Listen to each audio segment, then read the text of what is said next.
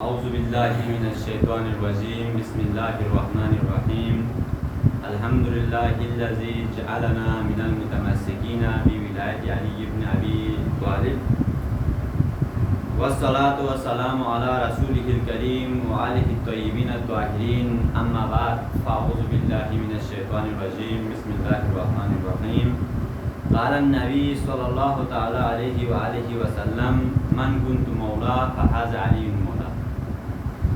سب سے پہلے اللہ تبارک و تعالیٰ کی حضور احدیت میں سمدیت میں حمد و ثنا اور اس کے پیارے حبیب حضرت محمد مصطفیٰ صلی اللہ تعالیٰ علیہ وآلہ وسلم اور آپ کے پیارے اہل بیت اطہار کے حضور میں درود و سلام کی تحریف تحفتاً نظرتاً عقیدتاً پیش کرنے کے بعد، چونکہ ایام عید غدیر کی ایام ہے، اس کے مناسبت سے میں عالم اسلام کو بالخصوص نوربخشیوں کو عید غدیر سب سے بڑی عید جو ہے بہت بہت مبارکباد پیش کرتا ہوں۔ رسول خدا صلی اللہ تعالیٰ علیہ وآلہ وسلم نے ایک روایت میں آتا ہے کہ 1,24,000 اصحاب تھا، ایک روایت میں آتا ہے 11,000 تھا، 20,000 تھا، مختلف ہے، مطلب اکثر طور پر جو ہے 1,24,000 اصحاب لیا جاتا ہے۔ 1,24,000 اصحاب کو رسول خدا صلی اللہ تعالیٰ علیہ وآلہ وسلم نے غدیر خم کے مقام پر پالانوں کے ذریعے ممبر سجایا پیغمبر خدا صلی اللہ علیہ وسلم نے، اور اس ممبر پر علی ابن ابی طالب کو لے کر، اور علی ابن ابی طالب کے ہاتھوں کو اتنا بلند کیا۔ مجھے افسوس ہوتا ہے، آج اس بات پر افسوس ہوتا ہے مسلمانوں پر، جب نبی صلی اللہ تعالیٰ علیہ وآلہ وسلم کے ہاتھ سے سوئی چھوٹ جاتا ہے تو وہ نظر آتا ہے، لیکن مولا الموحدین علی ابن ابی طالب کے ہاتھ غدیر خم میں حضرت محمد مصطفیٰ نے اتنا بلند کیا وہ ہاتھ نظر نہیں آتا۔ بدبختی یہی ہمارے لیے۔ رسول خدا صلی اللہ علیہ وسلم نے غدیر خم کے موقع پر پالانوں کے ذریعے ممبر سجایا، اور اس ممبر پر علی ابن ابی طالب کو لے کر اور فرمایا من کنت مولا فہذا علی مولا، جس کا میں مولا ہوں، من کنت مولا ہوں، جس کا میں مولا ہوں، فہذا علی مولا، اس کا علی مولا ہے۔ اور رسول خدا صلی اللہ علیہ وسلم کی دعا رد ہوتی ہے یا قبول؟ رسول کی دعا قبول ہوتی ہے۔ رسول خدا نے دعا کی کہ اللہم والی من والہ وعلی من آلہ وانصر من نصرہ واخذل من خذلہ۔ پروردگار تو اس سے دوست رکھ جو علی کو دوست رکھے، تو اسے دشمن رکھ جو علی سے دشمنی رکھے، تو اس کی مدد کر جو علی کی مدد کرے، تو اس کو ذلیل و خوار کر جو علی کو ذلیل و خوار کرے۔ یعنی حدیث غدیر جو آپ کے سامنے میں نے پیش کیا ہے، حدیث غدیر ایسی کمال تواتر کے ساتھ آنے والی حدیث ہے، اس سے کسی کو بھی انکار نہیں ہے، کسی کے اندر یہ جرأت پیدا نہیں ہوئی کہ حدیث غدیر سے من کنت مولا فہذا علی مولا سے انکار کرے، یا یہ کہے کہ پیغمبر نے ایسی کوئی بات نہیں کہا۔ کسی کے اندر آگے مسلمانوں کے میں کسی کے اندر یہ جرأت پیدا نہیں ہوئے، کوئی یہ نہیں کہہ سکا کہ حدیث غدیر ضعیف ہے یا پیغمبر نے کہا ہی نہیں۔ کسی محدث کے اندر یہ جرأت پیدا نہیں ہوا۔ سب کہتے ہیں، کیا کہتے ہیں؟ من کنت مولا فہذا علی مولا، مگر یہاں مولا کا معنی دوست ہے۔ یہ آپ کی ذوق کی بات ہے کہ آپ رسول کو حاکم سمجھتے ہیں یا دوست؟ یہ آپ کی ذوق کی بات ہے کہ آپ رسول اللہ کو اولا بالتصرف سمجھتے ہیں یا دوست؟ یہ آپ کی ذوق کی بات ہے کہ آپ رسول اللہ صلی اللہ علیہ وسلم کو حاکم سمجھتے ہیں یا دوست؟ پہلے من کنت مولا کا ترجمہ کریں، پہلے رسول کو ڈکلیئر کریں، پھر علی کی بات ہوگی، پھر علی کا فیصلہ ہوگا۔ آپ دوست مانا لیتا ہے نا، اس لیے میری عقل، میری فکر، میری سوچ اتنی بلند نہیں ہے۔ آپ مجھے سمجھاؤ، مجھے ترجمہ کر کے بتاؤ اس حدیث کا، حدیث غدیر کا، من کنت مولا، جس کا میں مولا۔ آپ یہاں پر رسول خدا کو مولا لیں گے یا رسول خدا کو دوست؟ آپ رسول کو حاکم سمجھتے ہیں یا دوست؟ آپ رسول کو اولا بالتصرف سمجھتے ہیں یا دوست؟ آپ رسول کو آقا سمجھتے ہیں یا دوست؟ آپ رسول کو رسول سمجھتے ہیں یا دوست؟ آپ جو رسول کو سمجھے وہی علی کو سمجھے۔ آپ رسول کو دوست سمجھتے ہوں گے لہذا علی کو بھی دوست سمجھے، مگر ہم رسول کو آقا سمجھتے ہیں لہذا علی کو بھی آقا سمجھے۔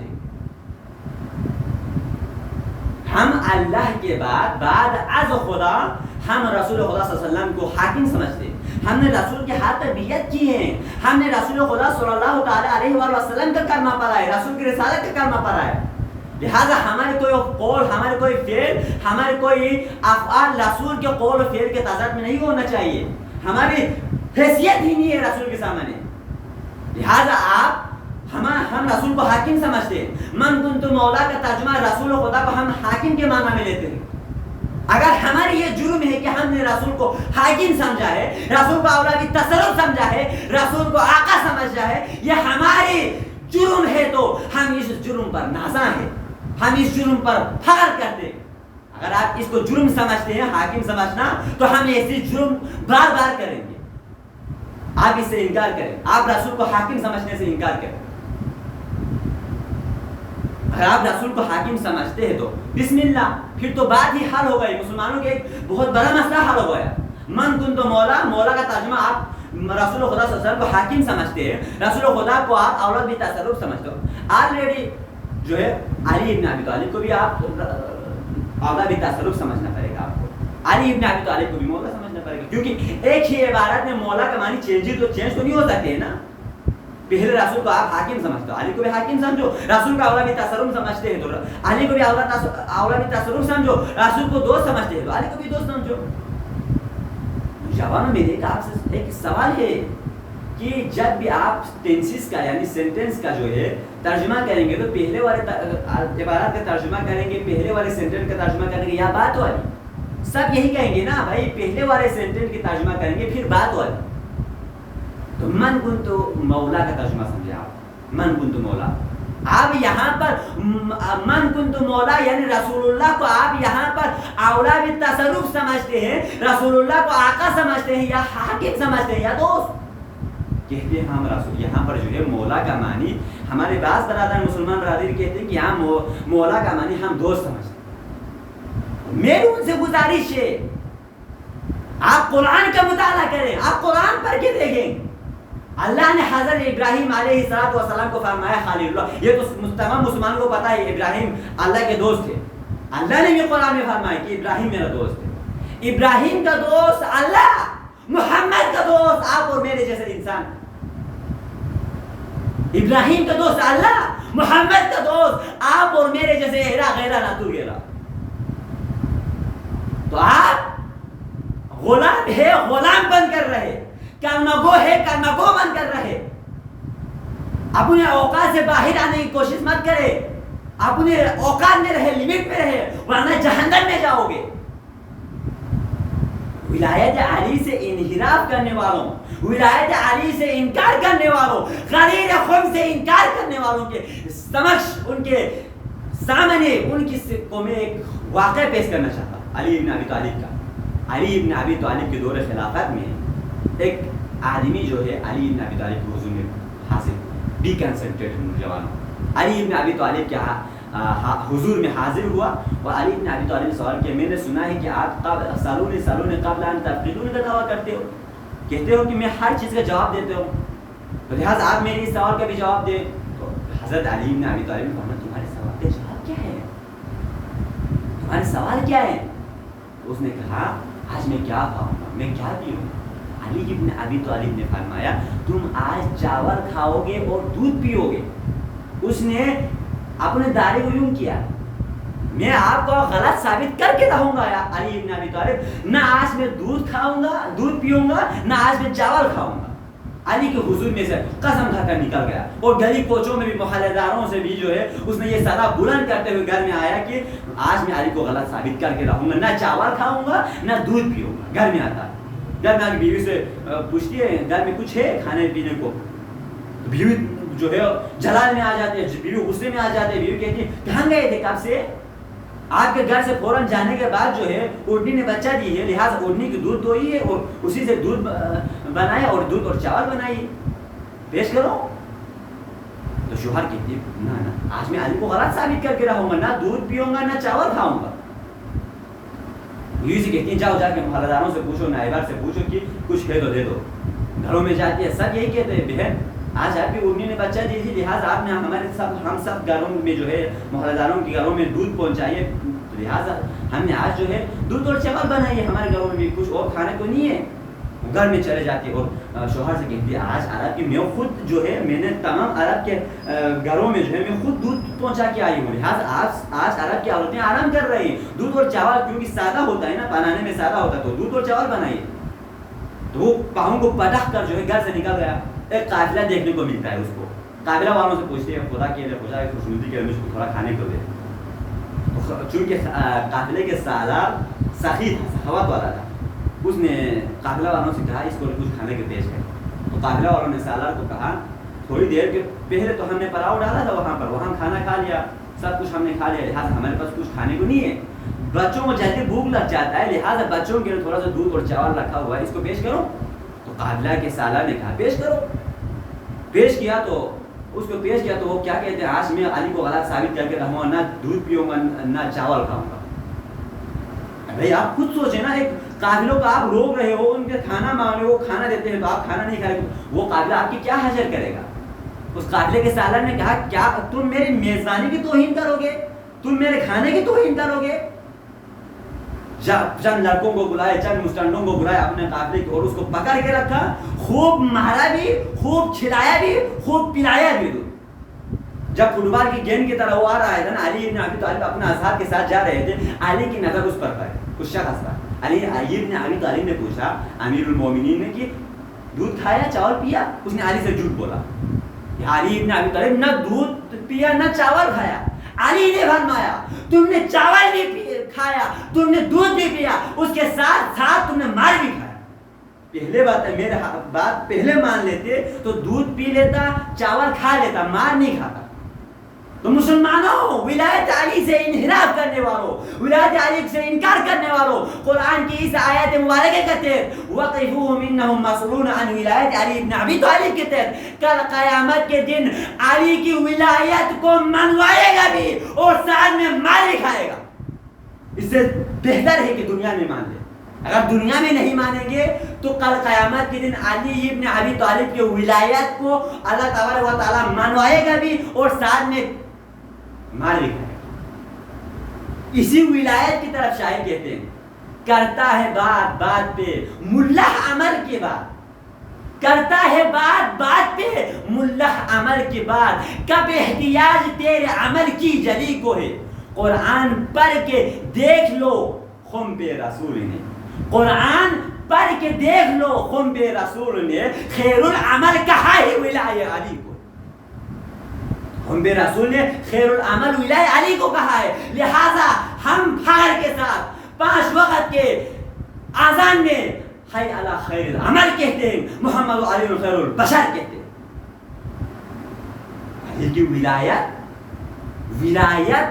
علی کو سمجھنے کی کوشش کرو. میں نوجوان آخری مراحل کی طرف جا رہا ہوں میں.